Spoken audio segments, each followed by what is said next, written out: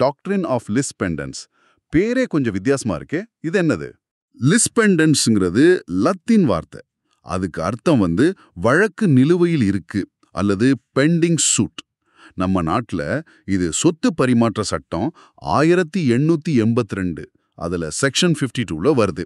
சிம்பிளா சொல்லணும்னா, ஒரு அசையா சொத்து, அதாவது வீடு, நிலம் மாதிரி, அது சம்பந்தமா கோர்ட்ல கேஸ் நடந்துட்டு இருக்குன்னு வச்சுக்கோங்க.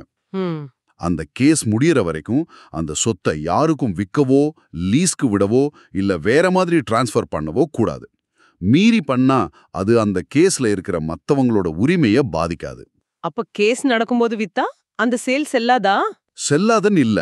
ஆனா அந்த கேஸ்ல கடைசியா கோர்ட் என்ன தீர்ப்பு சொல்லுதோ அது அந்த சொத்தை வாங்கினவரையும் கட்டுப்படுத்தும். இது எதுக்குன்னா, கேஸ் நடந்துட்டு இருக்கும்போதே சொத்தை வேற யாருக்காவது மாத்தி விட்டுட்டு கேஸையே ஒண்ணுமில்லாம ஆக்கிடக்கூடாதுங்கிறதுக்காக தான் இது வழக்கில் உள்ளவங்களோட உரிமையை பாதுகாக்குது.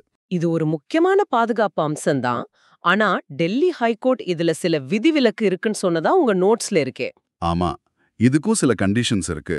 முதல்ல, கேஸ் நிஜமாவே ஒரு தகுதியான கோர்ட்ல பெண்டிங்ல இருக்கணும்.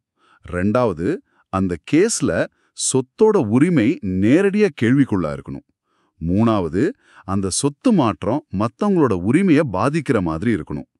முக்கியமா அந்த கேஸ் ஒரு மோசடியான வழக்கா இருக்கக்கூடாது. சரி, டெல்லி ஹைகோர்ட் என்ன சொன்னாங்கன்னா, சில சமயம் உண்மையான ஓனரை வேணும்ன்றே தொல்லை பண்றதுக்காக கேஸ் போடுவாங்க. அப்படிப்பட்ட நேரத்துல கோர்ட் இந்த லிஸ் பெண்டன்ஸ் கோட்பாடுல இருந்து அந்த சொத்துக்கு விலக்கு அளிக்கலாம்னு சொல்லியிருக்கு. சட்டத்தை தப்பா பயன்படுத்துறத தடுக்கிறதுக்காக.